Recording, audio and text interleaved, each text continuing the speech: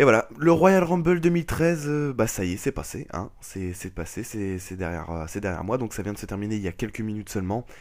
Et je vais dire, j'ai beaucoup de choses à dire, j'en ai beaucoup sur la patate, avec le show qui vient de se terminer. Alors, bon, première chose à dire, très simple, très facile à dire, super pay-per-view. Alors franchement, si on nommait évidemment notre préférence pour tel ou tel vainqueur, et moi ça a beaucoup d'importance, mais bon là, j'essaye d'être vraiment, vous savez, objectif, le show a été énorme. Je veux dire, on a eu que seulement 4 matchs, si on compte pas le pré-show, donc 5 matchs on va dire, et pourtant, on a eu un super show du début jusqu'à la fin. Bon alors d'abord on a eu le Miz contre Antonio Cesaro, donc là, le match était sympa, hein, c'était un petit match assez cool. C'est fini très rapidement, mais c'était quand même pas dégueulasse à voir. Je veux dire, il n'y a pas un moment où on se faisait chier. Ensuite, on a commencé la soirée avec le match pour le titre poids lourd. Alors là, donc Alberto Del Rio contre Big Show. Donc c'est Alberto Del Rio qui a conservé le titre. Donc là, j'ai été, comment dire, j'ai bien apprécié le match. Je veux dire, il a pas duré très longtemps. Je crois qu'il a duré une douzaine de minutes à peu près, même pas. Donc le match n'a pas duré longtemps, mais c'était pas dégueulasse au point que à la fin on se dise merde, c'était court et en plus c'était de la merde, franchement mauvais. Non, c'est que ils ont fait 12 minutes de match très courtes, mais ils ont réussi à assurer ces 12 minutes de match avec un bon rythme. Big Show a réussi à pas trop faire de choses dégueulasses. Donc au final, tout simplement, on a eu un bon petit match très sympa qui a obtenu la note de 3 étoiles.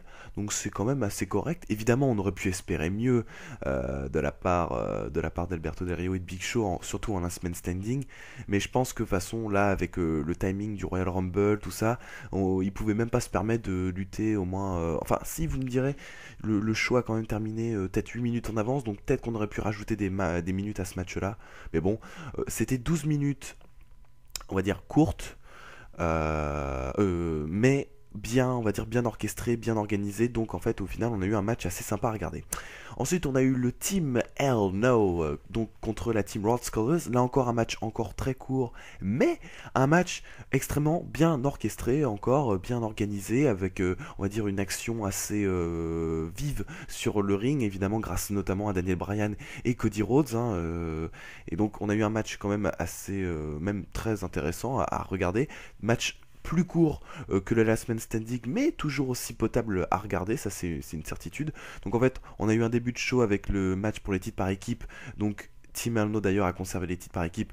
Donc les Team Elno, Rod Scholars et Alberto Del Rio Big Show, donc deux matchs qui ont été relativement courts, mais qui on va dire remplissaient les attentes des fans, je veux dire au moins le minimum des attentes des fans, c'est-à-dire des matchs qui bougent, des matchs qui ne sont pas lents, des matchs qui sont bien réfléchis, qui ne sont pas trop faits à l'arrache. Et là, c'est ce qu'on a eu pour ces deux premiers matchs.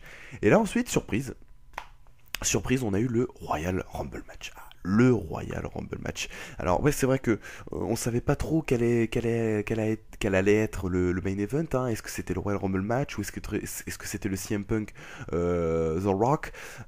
Et donc finalement c'est le Royal Rumble qui passera avant le CM Punk The Rock. À ma grande surprise et à ma plus grande joie, hein, finalement, ça fait plaisir de voir que le Rumble de temps à autre peut être moins important qu'un match comme par exemple celui entre Punk et Rock. Ça montre que la WWE c'est quand même donner des considérations assez énormes à deux hommes au lieu d'un match dans son ensemble. Donc le Royal Rumble. Alors le Royal Rumble, super. Franchement, donc le Royal Rumble 4 étoiles. Team Erno contre Rod Scholars a obtenu la note de 2 étoiles un quart d'ailleurs. Donc le Royal Rumble match, très bon Royal Rumble match, 4 étoiles. C'est un Rumble en fait qui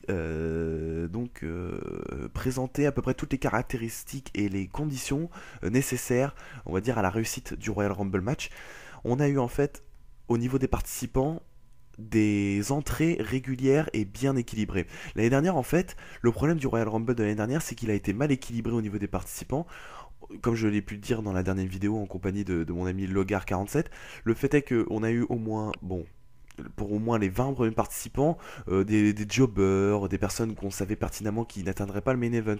Que là, on a eu en fait un début de match qui a été assez énorme avec Ziggler et Jericho, évidemment. Jericho, on s'y attendait vraiment pas. Jericho, ça fait super plaisir de le revoir, en espérant qu'il va rester encore longtemps et que c'était pas simplement juste le retour d'un soir, puisqu'il a perdu évidemment. Donc ensuite au centre du, on va dire, du show, on a eu l'arrivée de Sheamus, puis ensuite peu après John Cena, John Cena, Randy Orton, Ryback. Donc on a eu un Rumble assez bien équilibré et surtout avec énormément de séquences, on va dire originales, qui font que le Royal Rumble reste un match intéressant. Parce que je veux dire, un Royal Rumble match, réfléchissons bien, si on met pas de segments, on va dire entre guillemets originaux, où on met juste des mecs qui se battent sur sur le ring avec des coups de poing, des coups de pied, et puis ils se font juste passer par-dessus la troisième corde, je pense qu'on se ferait chier pendant 1 heure et demie. Là, on a eu énormément de séquences super intéressantes.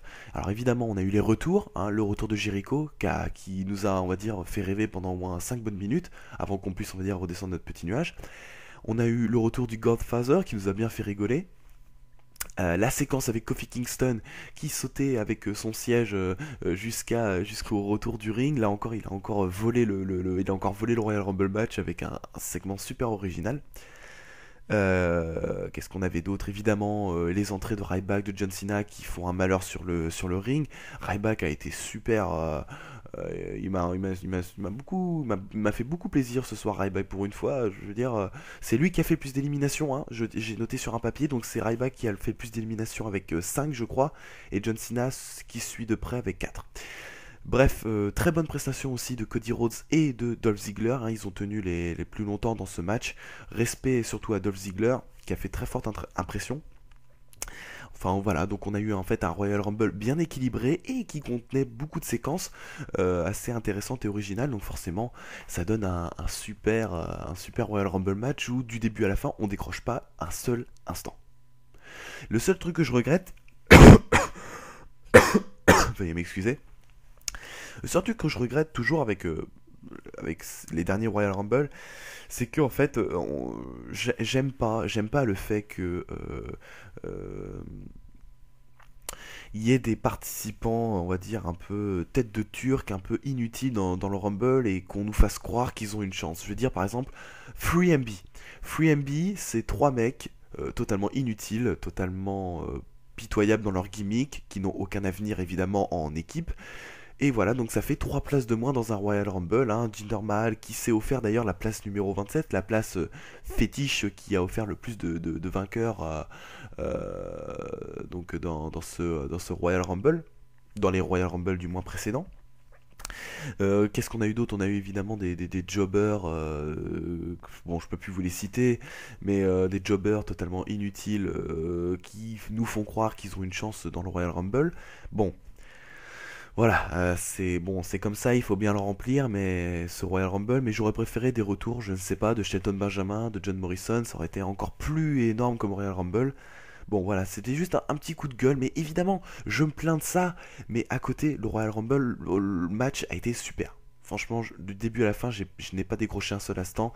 J'étais à fond lorsque, par exemple, Sheamus s'est fait éliminer, Jericho s'est fait éliminer. J'étais debout sur ma chaise parce que si vous vous souvenez bien, j'avais prédit que le vainqueur du Royal Rumble serait quelqu'un qui était extérieur au Royal Rumble, et je me suis dit Jericho. Est-ce que Jericho peut y arriver? Jericho, j'y avais pas du tout pensé. Je pensais à Brock Lesnar, machin. Mais est-ce que Jericho pouvait y arriver? Pendant un moment, j'y ai cru. Donc, je vous assure, lorsque Jericho a été éliminé, j'ai sauté de ma chaise. C'était épique, vraiment.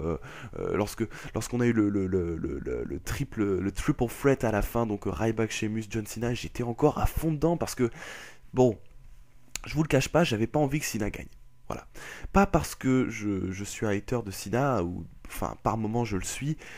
Je voulais pas que Cena gagne. Je voulais pas que Cena gagne tout simplement parce que Cena, comme je l'ai dit, n'avait pas besoin d'une victoire. Cena, euh, Cena avait largement d'autres moyens d'atteindre le main event, et Cena avait déjà gagné un Royal Rumble et on aurait pu largement pusher à jeune. Franchement, Ryback aurait gagné, je pense que je me serais pas plaint pour une fois. Je pense que honnêtement, Ryback avait de la gueule peut-être pour nous faire croire qu'il avait moyen de réussir à WrestleMania. Ce n'est pas le cas. John Cena a remporté le Royal Rumble et donc participera au main event de WrestleMania 29. Alors évidemment, bon, une victoire un petit peu prévisible, hein. Beaucoup de gens s'attendaient à une victoire de John Cena. Je pensais vraiment pas qu'il allait que la WWE allait nous étonner, et là, boum, elle donne la victoire à John Cena. Je pense surtout que la WWE a pas voulu se faire chier, hein, elle a pas voulu se faire chier au niveau scénario, elle a pas voulu se faire chier avec Elimination Chamber, elle a fait bon, on lui donne la victoire tout de suite, comme ça au moins on est tranquille pour les 2 mois qui suivent avec John Cena. Voilà, tranquille pépère, tranquille pépouze, nos soucis. Maintenant, Cena va pouvoir faire 2 mois en roue libre, il va peut-être avoir une petite rivalité vite fait et encore, et puis basta. Et enfin, le main event. Ah, le main event. Je l'attendais même plus que le Royal Rumble match, hein, je vous le cache pas. Donc, CM Punk d'un côté, The Rock de l'autre. J'espérais vraiment que CM Punk allait conserver le titre parce que je voulais pas que le Rock gagne non plus. Parce que, je vais dire, bon, je sais que je veux pas faire enfin le hater qui sort le même argument pourri comme la moitié des haters de Rock, mais je veux dire, c'est un mec qui n'a participé qu'à 2 matchs depuis 10 ans. 2 matchs, premier match, il bat John Cena, le visage de la WWE à WrestleMania. Deuxième match, il remporte le titre de la WWE face à CM Punk, il avait conservé le titre depuis près de 400 jours. Alors, vous allez dire, ouais, mais façon, toi, t'es un marque ultime de CM Punk, tu rages parce que The Rock il a gagné. Non, vraiment, je le pense. Parce que, dans le fait, bon, le Rock il a gagné le titre. Bon, je suis un peu énervé, mais je suis, on va dire, assez objectif pour affirmer aussi que dans les prochaines semaines, ça va nous donner quelque chose de bon. Ça va être assez intéressant de voir comment la WWE va gérer le personnage de Rock, comment le public va gérer le personnage du Rock, parce que je pense que certains fans vont pas aimer le fait que Rock ait remporté le titre ce soir. Donc, ça va être assez intéressant de voir comment le personnage du Rock va se développer dans les prochaines semaines et surtout comment le personnage de CM Punk va se développer aussi dans les prochaines semaines. Moi, je pense que pour Punk, pour le garder, on va dire, dans le top du top, il va rentrer en rivalité face à The Shield. Je pense que c'est la meilleure solution pour CM Punk. Affronter peut-être pas Dean Ambrose, ouais, peut-être les trois en même temps. Rentrer en rivalité et possiblement amener tout ça à un match à WrestleMania.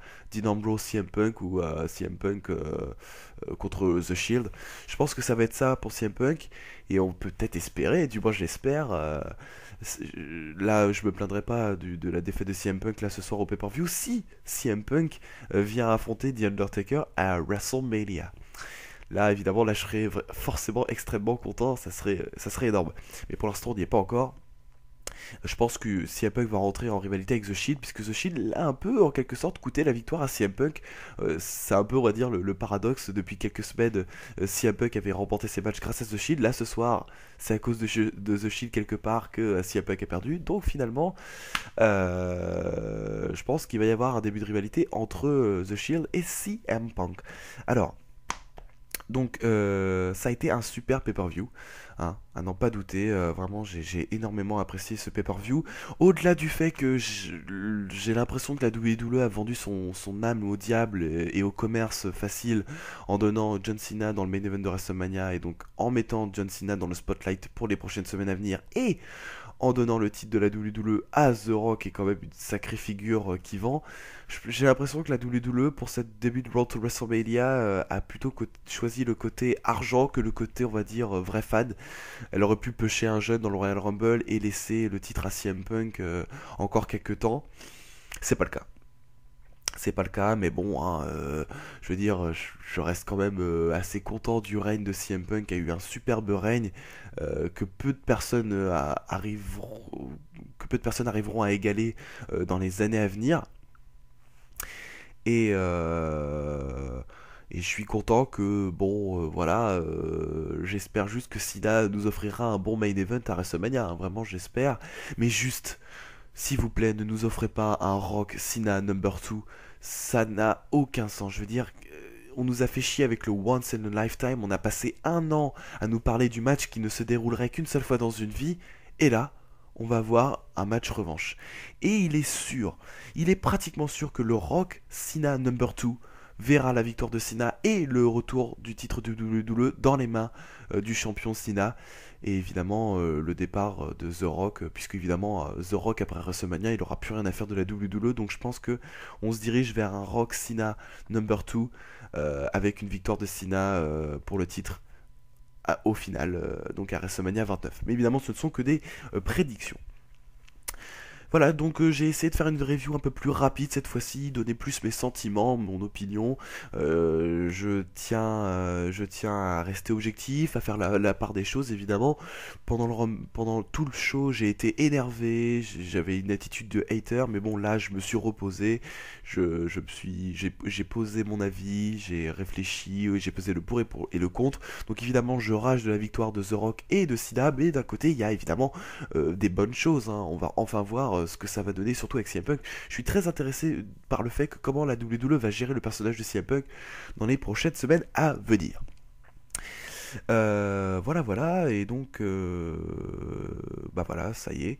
Je pense en avoir terminé, je pense avoir terminé donc, cette review. Merci de m'avoir écouté. On se retrouvera donc demain pour WWE Monday Night Raw spécial Raw Roulette qui se déroulera donc à Las Vegas. Je passe une petite dédicace à Captain Brain. Oui, à Captain Brain, puisque c'est vrai que le plus souvent dans mes vidéos, les gens commandent peu mes vidéos et généralement ils commandent pour me dire qu'ils sont d'accord avec moi ou alors ils disent un avis autre sans jamais critiquer le mien. Et enfin quelqu'un s'est soulevé parmi donc cette masse pour me dire bon voilà ce que tu fais c'est moyen. Donc j'ai essayé de relever le niveau et de faire honneur à Captain Brain. Donc je te fais une petite dédicace mec, non pas pour me moquer de toi ou quoi que ce soit, non juste voilà je voulais dire que je prends en compte les avis des gens qui n'aiment pas mes vidéos, qui n'apprécient pas mes vidéos ou du moins qui ne sont pas contents de mes dernières vidéos. Et évidemment j'essaye d'améliorer et évidemment de faire moins le mec qui fait l'intelligent du catch, l'intello du catch. J'essaie de parler avec mes sentiments.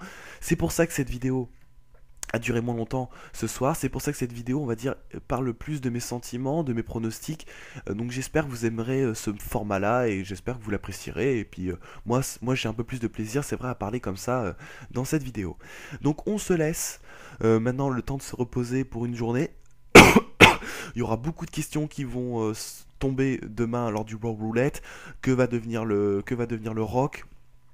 Qu'est-ce que va annoncer Cena, que va devenir CM Punk, ça va être très intéressant. Vite, on attend le Raw de demain. Donc super pay-per-view, hein, c'est un pay-per-view à acheter en DVD si vous comptez l'acheter. Très bon pay-per-view pour commencer l'année, que demander de plus. Merci en tout cas à tous, 4 étoiles pour le match entre The Rock et CM Punk. Je vous remercie de m'avoir suivi et donc on se retrouve demain pour une nouvelle édition du Wrestling Rewind avec cette fois-ci le Raw Roulette. Salut à tous, merci de m'avoir suivi et on se retrouve demain pour la review de WWE Monday Night Raw. N'hésitez pas à liker ma page Facebook, le Facebook officiel du Wrestling Rewind pour suivre l'actualité en temps réel du Wrestling Rewind. Salut à tous, à demain et surtout, mesdames, messieurs, c'était le début de la Road to WrestleMania et là, il n'y a qu'une seule chose à dire. Vive le catch. Salut à tous.